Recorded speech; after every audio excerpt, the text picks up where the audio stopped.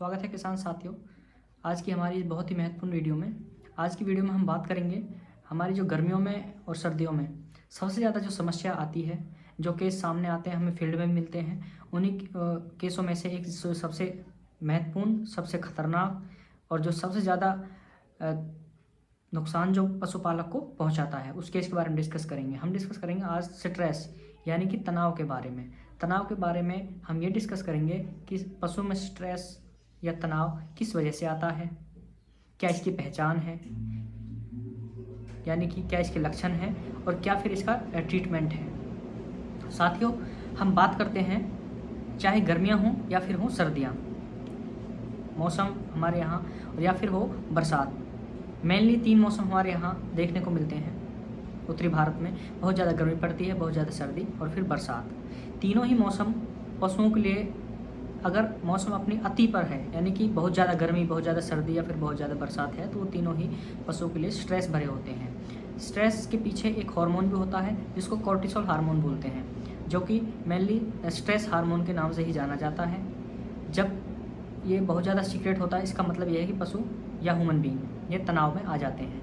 हम बात करते हैं ह्यूमन बीइंग की, तो ह्यूमन बीइंग अपने जो उनका इन्वायरमेंट होता है, आपस में जब फैमिली होती है, उनसे एक दूसरे से वो स्ट्रेस के बारे में डिस्कस कर सकते हैं या उनको पहचान सकते हैं। लेकिन पशुओं में ऐसा नहीं है, वो बोलकर बता नहीं सकते कि हमें स्ट्रेस हुआ है या फिर हमें कोई प्रॉब्लम और हुई है। तो पशुओं के अंदर स्ट्रेस या फिर किसी अन्य बीमारी को पहचानने के लिए हम सबसे पहले उनके लक्षणों पर जाते हैं।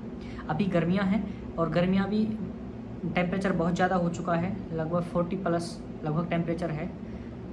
तो अभी भी जो कॉर्टिसोल हार्मोन है वो सीक्रेट होना शुरू हो गया है।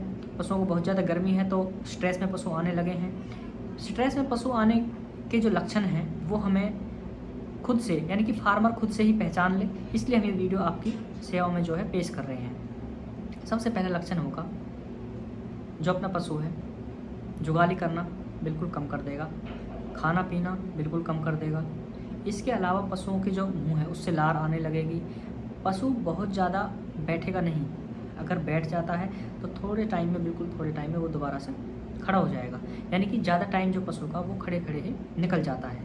अब जब ये चीज़ें हमें सामने आएंगी, ये चीज़ें हमें देखने को मिलेंगी, तो हम फिर एक नुकसान और भी झेलते हैं, यानी कि जो मिल्किंग है, मिल्किंग प्रोडक्शन बिल्कुल डाउन चला जाता है। जब मिल्किंग प्रोडक्शन डाउन जाएगा, नेचुरल सी बात है, अगर जो हमारा पशु है गाय या भैंस खाना पीना कम रखेगा और गर्मी के मौसम में पानी कम पिएगा तो प्रोडक्शन नेचुरली बहुत ज़्यादा कम हो जाएगा। जब प्रोडक्शन मिल्क का बहुत ज़्यादा कम होगा तो हमें या हमारे किसान को आर्थिक नुकसान भी होता है।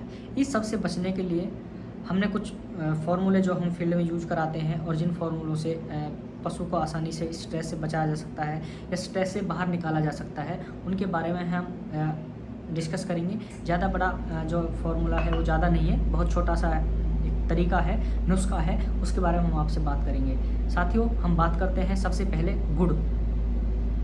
आपको लगभग 250 ग्राम गुड़ ले लेना है। 250 ग्राम गुड़ लेने के साथ साथ ही आपको लगभग इसमें कम से कम 50 ग्राम आपको जो है नमक मिलाना है। इसके साथ साथ ही आपको नींबू, अगर आपको 1 या 2 नींबू इसमें बहुत होते हैं, तो कम से कम एक बाल्टी पानी, लगभग 10 किलो पानी लेकर उसमें गर्म नहीं करना है, खाली घोलना है। उसको ठंडे पानी में घोलकर नींबू मिलाकर, नमक मिलाकर अपने पशु को पिला देना है। इससे आपके पशु का स्ट्रेस जो है काफ़ी मात्रा में दूर हो जाएगा और जो पशु स्ट्रेस में नहीं आया वो स्ट्रेस में आने से बच जाएगा। एक दूसरा तरीका ये भी है, आप अपने पशु को स्ट्रेस में ना आने दें और उसे बचाए रखने के लिए आप पशुओं के पैरों पर ठंडा पानी डालें। जी हाँ साथियों, पशु के पैरों पर ठंडा पानी डालना है, सिर पर नहीं डालना है, पैरों पर ठंडा पानी डालना है। उससे आपके पशु को स्ट्रेस में काफ़ी ज़्यादा राहत मिलेगी।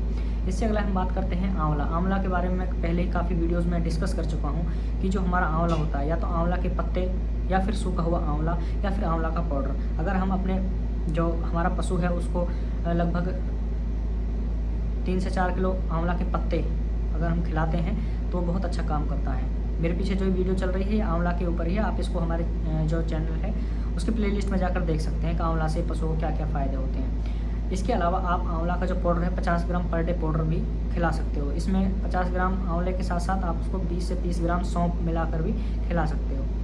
ये नुस्खे हैं जो आपको घर पर ही अवेलेबल हो जाते हैं। इनके लिए आपको मेडिकल स्टोर जाने की ज़रूरत नहीं है, ना ही किसी डॉक्टर जो है उसको बुलाने की ज़रूरत है। ये नुस्खे आप अपने घर पर दे सकते हैं। इसके अलावा इनसे अगर आराम नहीं मिलता है तो फिर आप अपने जो भी नज़दीकी वेटनरी हॉस्पिटल है, वेटनरी डिस्पेंसरी है, वहाँ पर जो भी स्टाफ मिलता है आप उससे एक बार डिस्कस कर सकते हैं। वो आपके पशु की यथावस्था देखकर सही दवाइयाँ प्रिस्क्राइब करेगा और आप वो दवाइयाँ अपने पशु को खिला सकते हैं। यहाँ पर जो भी वीडियो में हम बता रहे हैं ये सिर्फ देसी नुस्खे हैं जो कि फील्ड के अनुभव के आधार पर आधारित हैं। हमारा ये नुस्खे तैयार करने के पीछे फील्ड का अनुभव है।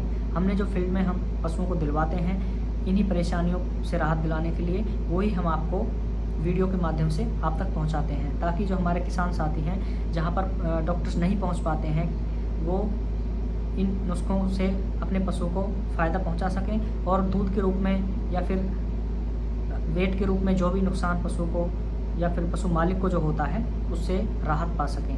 किसान साथियों, हमारा जो चैनल है वो इसी तरह की लाभकारी वीडियोस आपके पास लगातार भेजता रहता है।